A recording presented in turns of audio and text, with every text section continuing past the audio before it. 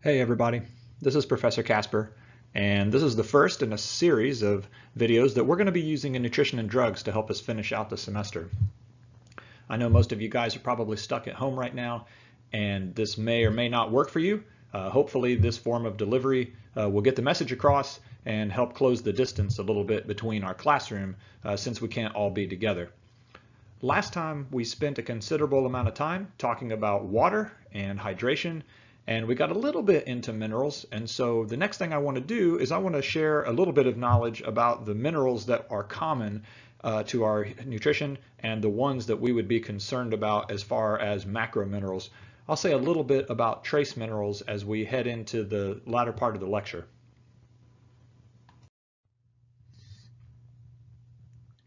Here's a good example of how this works. If you look at bioavailability, here's 4 different food groups. And so you can clearly see the difference in a plant-based calcium source versus something that we would get from an animal, in this case, dairy. 8 ounces of fat-free milk is the same as eating 1.5 cooked cups of kale or 2.25 cups of broccoli or about 8 cups of spinach. The last time I checked, that is about 2 bags of salad size spinach that you would go to the store and get, or about 4 cans if I remember right. So you're looking at quite a bit of spinach in order to be able to meet your calcium needs.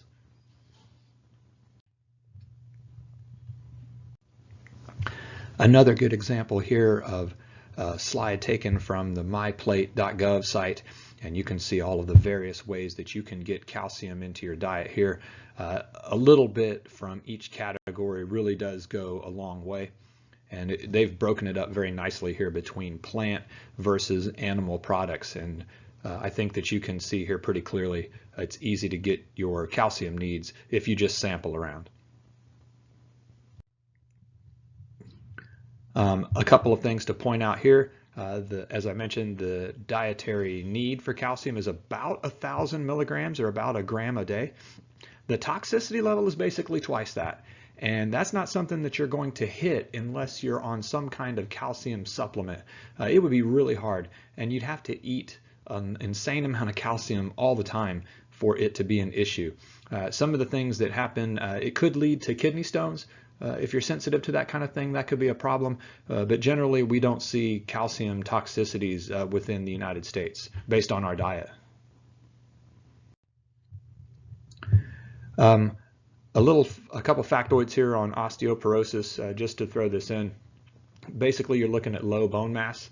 And ladies, you're particularly susceptible to this. I spoke about this before when we looked at vitamin D, and I'll just say it again here real briefly. Once you get to be about 35, that's when you're really concerned. Your body changes, your hormonal influence in your body changes, and the way that your body handles calcium starts to change, and you're really at risk.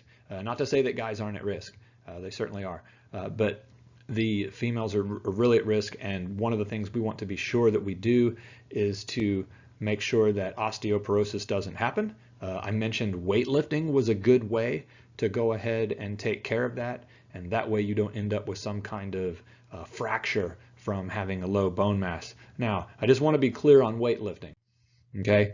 You don't have to be a gigantic, huge fan of weightlifting, and you certainly don't have to lift heavy weights. That's one of the kind of the strange things that some people think, oh, I have to lift really heavy weights. No, you don't. You can lift moderate weights and still get around it. You can look at the risk factors here, all the different influences and things that you can change. You have complete control of your diet. You have complete control of how much you exercise or not. And if you need an exercise partner, get an exercise partner, right? If you need to get involved with a personal trainer for motivation, get a personal trainer for motivation. It really can help. This is what I'm talking about. Yeah, fantastic physique, amazing ability to lift huge amounts of weights. Obviously going to help prevent osteoporosis. But really all this here would do just fine. You can get away with lighter weights more times. Any kind of resistance training is absolutely going to help. A couple of things you might want to consider. You may not want to be involved in high impact types of exercises for other reasons. Maybe you've got a back injury, or maybe you've got a knee or an ankle that's not what it used to be, or your hips are starting to give you problems. You can absolutely do some exercises that still protect against osteoporosis, but don't have such a damaging impact on your body. Whereas you might be a basketball fan or a fan of running or jogging, you may have to back off to walking, and that still helps, or some kind of other low impact exercise. Hiking can be fantastic, especially if you're hiking at an incline. Basically, you're getting two exercises in one. You're doing Stairmasters and you're doing walking and cardio, so it's a double bonus. Some of the things that you can see that are not going to be as effective, right? Non-weight bearing exercise, laying in bed. Yeah, that's not going to help you build bone mass. Swimming is fantastic as far as non-weight bearing, but you have to swim really fast and you have to do some really intense strokes like butterfly before you start to see a good advantage. And that's because of the amount of pressure and pull that you're exhibiting on your muscles versus your bones. Remember, if you're in the water, you're basically weightless. It's like being an astronaut at that point.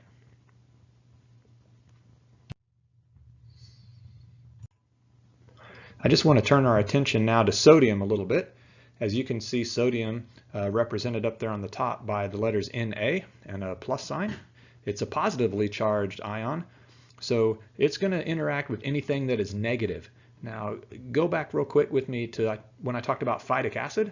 Phytic acid was that mineral complex of phosphorus we found in soybeans. It was highly negative, so phosphorus is going to attract sodium like crazy if it goes through your body. You can see here too that we need sodium for nerve impulses. So it's very, very important in transmitting information between your nervous system and your brain. It's also involved in the regulation of glucose and amino acids and how they move into and out of cells. It serves that role. As part of something that we call a sodium-potassium pump, it helps regulate your sodium and potassium and chloride levels in your body when you're trying to stay hydrated. And you can see here a teaspoon of salt supplies a whole lot of sodium, all right? And I joked before, we were talking about soy sauce and rice, and I said that one of those little packages of soy sauce liquid was about almost 1,000 milligrams of salt. So you can get your salt really, really easily. And I would say most of the people in the United States, unless they're really conscious of it, they're eating way too much.